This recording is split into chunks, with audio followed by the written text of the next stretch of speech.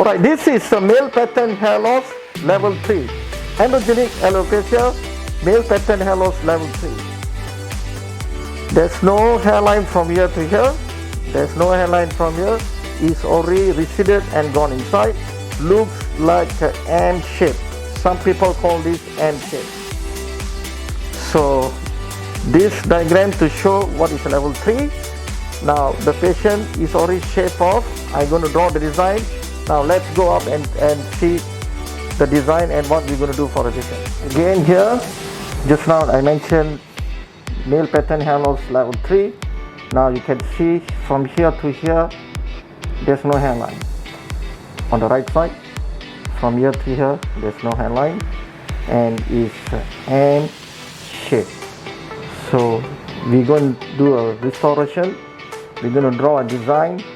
This is very conservative and try to cover this area, and we will fill out here and here more to frame the face for him so that he will gain his confidence level. So we have completed the procedure. So this is the M shape now, already been tackled. In the morning just now from here to there, there's no any hair. So we have put the graft to this area.